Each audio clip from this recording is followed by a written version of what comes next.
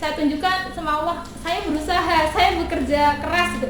Jadi jangan selalu terpacu pada kata lah bejo, ngenteni bejo dan bejan, jangan ya. Jadi memang keberuntungan itu juga menjadi sebuah faktor, cuman bukan berarti kita mengerjakannya lantas main-main sepenaknya gitu, jangan gitu ya. Harus benar-benar konsepnya kita pahami, kemudian secara materi kita kuasai. Insya Allah dengan begitu saya mencari waktu itu karena pada saat itu tenang ya, hening, dan saya tipe pembelajar yang nggak bisa belajar dalam kondisi berisik. Baiklah, assalamualaikum warahmatullahi wabarakatuh. Sobat-sobat calon guru, selamat datang di channel calon guru. Sobat-sobatnya, saya ucapkan selamat kepada teman-teman yang telah lulus seleksi P3K yang tahap 1 ya. Bagi teman-teman yang belum lulus, semangat, masih ada tes tahap 2 dan juga tahap 3. Serta jika teman-teman sampai tes tahap 3 nggak lolos, nanti masih ada optimalisasi formasi teman-teman. Dan jika nggak lolos lagi, tahun depan nanti ikut lagi ya.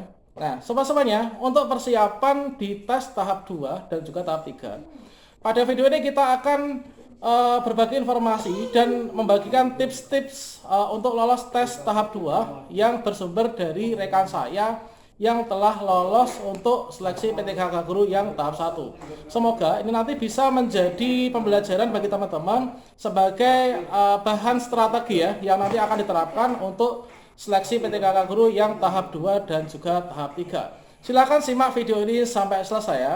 Namun sebelum kita lanjutkan, perlu saya ingatkan bagi teman-teman yang mungkin baru pertama kali menemukan channel ini, silahkan klik tombol subscribe-nya dan aktifkan notifikasi loncengnya sehingga nanti jika ada update video terbaru, teman-teman tidak akan ketinggalan informasi. Baiklah sobat-sobatnya, tentunya bagi teman-teman yang memantau channel calon guru, ini sering mendapati tutorial-tutorial ya. Nah, ini teman-teman, ini adalah salah satu rekan saya yang saya jadikan model dalam tutorial-tutorial semenjak dulu pendaftaran mulai membuat akun SSCASN, mendaftar, hingga selesai. Nah, pada kesempatan ini beliau akan berbagi informasi dan juga tips bagi sobat-sobat yang sampai saat ini pendaftaran tes yang tahap 1 itu belum lolos. Semangat untuk tahap 2 dan tahap 3. Nah, baiklah, selamat pagi Bu Hari. Selamat pagi. Bagaimana perasaannya sekarang, lega ya? Lega sekali, alhamdulillah. Oke, kalau misalkan boleh tahu, Bu Hari, ini teknik strateginya mungkin bisa disampaikan kepada sobat-sobat kita yang di luar sana sebagai wujud puji syukur kita, kegembiraan kita, supaya nanti teman-teman luar sana itu juga bisa lulus ya untuk tahap 2. Mungkin bagaimana Bu teknik strateginya? Oke, baik, terima kasih atas kesempatannya kepada Kanjeng Mariadi. Ya, ini saya mengucapkan puji syukur alhamdulillah akhirnya bisa lulus di tahap 1 untuk CASN P3K Guru tahun 2021. Awalnya saya memang benar nggak nyangka ya, alhamdulillah saya bisa lulus. Beberapa mungkin strategi ini mungkin cocok untuk teman-teman ya yang kemarin belum lulus, mudah-mudahan tahap 2 nanti bisa lulus. Beberapa hal yang saya lakukan, yang pertama saya adalah meningkatkan keimanan kepada Allah Subhanahu wa taala ya. Karena tanpa ridha Allah tidak ada satupun hal yang terjadi gitu ya.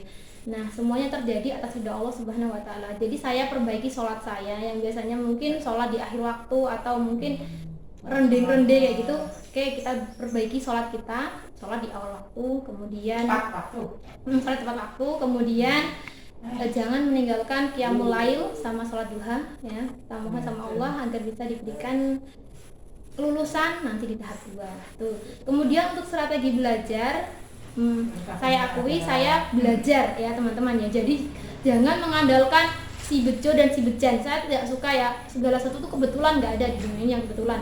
Jadi teman-teman harus belajar dengan giat. Strategi belajar saya yang pertama adalah saya mengikuti grup premium yang ada di Telegram. Jadi di sana kita diberikan beberapa tryout, kemudian soal-soal yang intensif diberikan kepada kita ya supaya kita bisa lulus. Jadi saya ikut grup premium di Telegram. Kemudian yang kedua, saya menyimak di YouTube beberapa penjelasan dari materi-materi yang belum saya pahami, saya cari di YouTube, kemudian saya tulis ya. Saya catat, saya buat peta konsep ya, saya pelajari ya. Kemudian yang ketiga ialah saya juga mengunduh beberapa modul dari SIM PKB, kemudian dari modul yang di-share di Dikdasmen itu saya unduh, saya pelajari, saya rangkum, saya catat ya.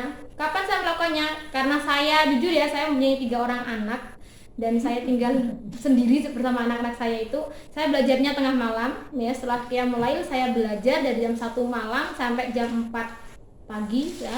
Setelah itu sholat subuh. Nah, saya mencari waktu itu karena pada saat itu tenang ya, hening, dan saya tipe pembelajar yang nggak bisa belajar dalam kondisi berisik ya.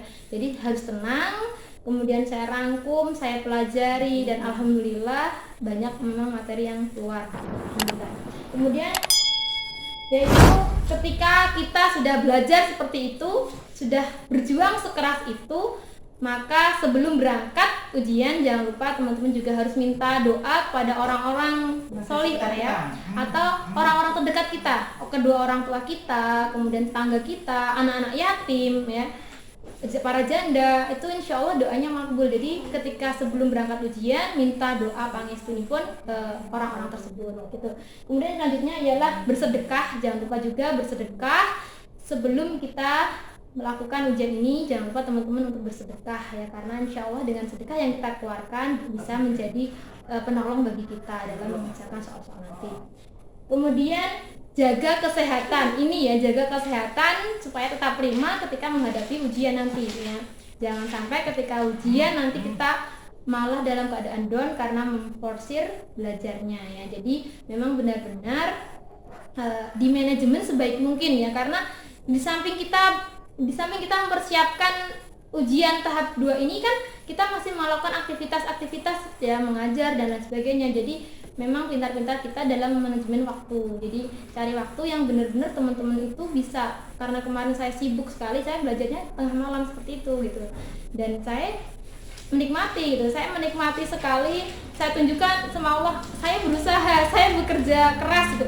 Jadi jangan selalu terpacu pada kata lah bejo, ngenteni bejo dan bejan, jangan ya. Jadi memang keberuntungan itu juga menjadi sebuah faktor, cuman bukan berarti kita mengerjakannya lantas main-main sepenaknya gitu, jangan gitu ya. Harus benar-benar konsepnya kita pahami, kemudian secara materi kita kuasai, insya Allah dengan begitu insya Allah bisa lulus begitu. Kemudian mencari formasi ini juga sangat penting teman-teman ya, karena kalau di sekolah yang teman-teman lamar nanti ada formasi. Kemudian ini juga ingat ya teman-teman ya, bahwa hasil tidak akan pernah mengkhianati proses. Kalau prosesnya baik, insya Allah hasilnya juga baik.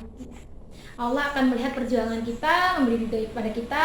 Sama satu lagi, ini salah satu nasihat teman saya yang juga lolos CPNS tahun 2019. Beliau berkata kepada saya, minta doanya sama Allah itu mintanya gini. Jadi ya Allah, izinkan saya, ridhoi saya lolos CASN PPK 2021 ini, sehingga supaya saya bisa terus mendakwahkan agar ajaranmu, supaya saya bisa terus menjadi estafet dakwah Rasulullah SAW. Jadi supaya kita bisa tetap mengajar gitu. Jadi bukan hanya ke materi saja gitu. Jadi memang tujuan utama kita adalah menyampaikan ilmu, berdakwah gitu.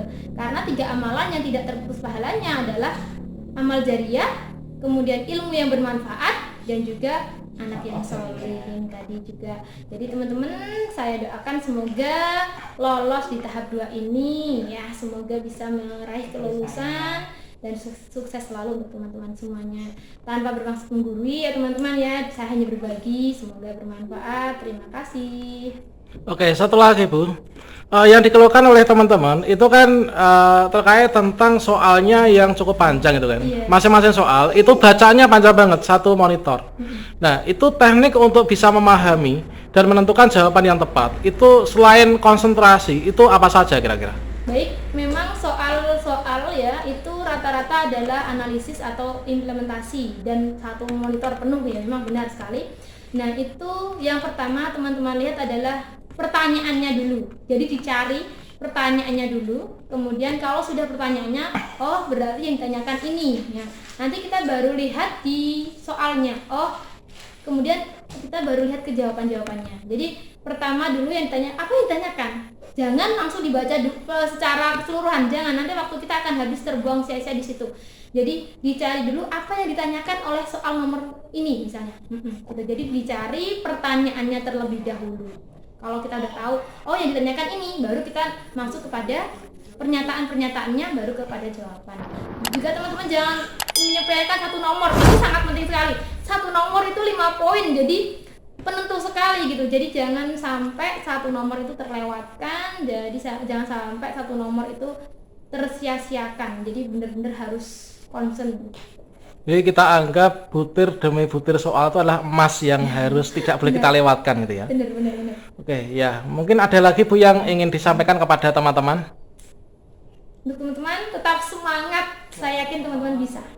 Oke, terima kasih Bu Hari. Sekian, wassalamualaikum warahmatullahi wabarakatuh. Wassalam.